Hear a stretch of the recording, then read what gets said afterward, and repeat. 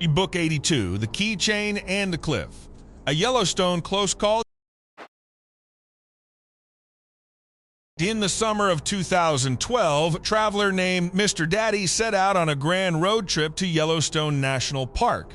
Mr. Daddy loved driving through the wild country where hot springs bubbled, geysers shot into the sky, and bison walked along the roads. He drove a sturdy old car that had taken him on many journeys. As the sun shone brightly on the pine forests, Mr. Daddy steered his car deeper into the heart of the national park, looking forward to the scenic views ahead.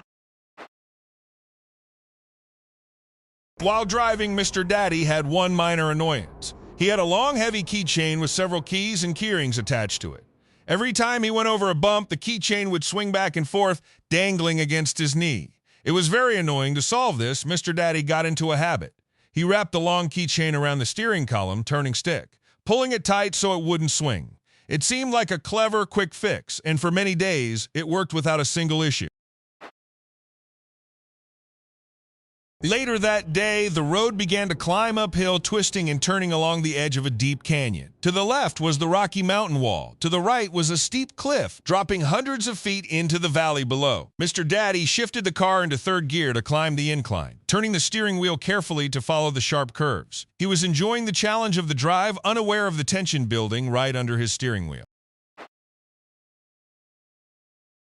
Suddenly, as Mr. Daddy turned the steering wheel along a sharp curve, the car engine went completely silent. The dashboard lights died. Instantly, the power steering became incredibly heavy and stiff, and the brake pedal felt like solid concrete. The car lost all its power, and the momentum carried it veering toward the edge of the road. Mr. Daddy watched in horror as the front right wheel slipped over the gravel shoulder, dangling directly over the cliff.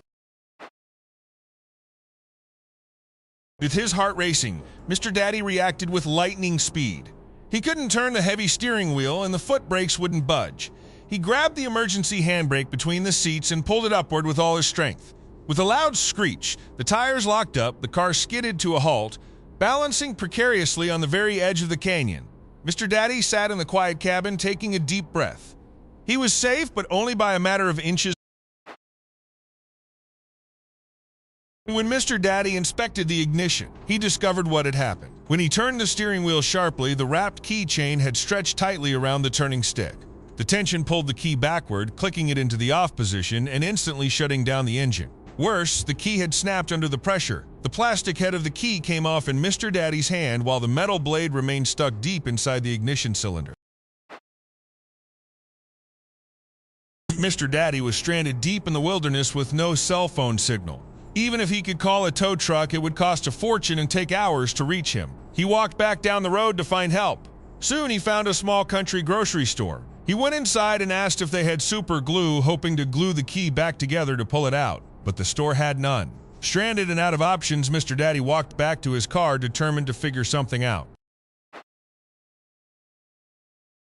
Back at the car, Mr. Daddy stared at the broken key slot. He took out a small pocket knife and looked at the thin blade. Since the correct metal cuts of the key were already sitting inside the lock cylinder, the pins were already aligned. All the ignition needed was something flat to twist the mechanism. Mr. Daddy carefully slid the blade of the pocket knife into the keyhole, pressing it against the broken metal key fragment.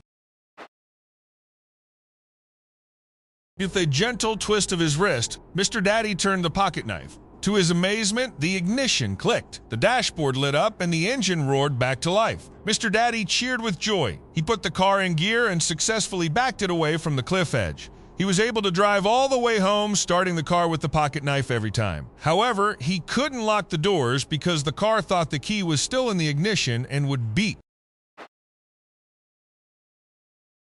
A few weeks later, Mr. Daddy bought a broken key extractor kit. A set of thin metal wires with tiny hooks. He slid the wire into the keyhole, twisted it, and pulled the broken key fragment out.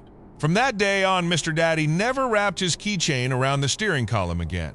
He realized how lucky he had been. If his reaction had been a second slower, he would have fallen off the cliff, and there would be no Mr. Daddy AI to share stories with the world today.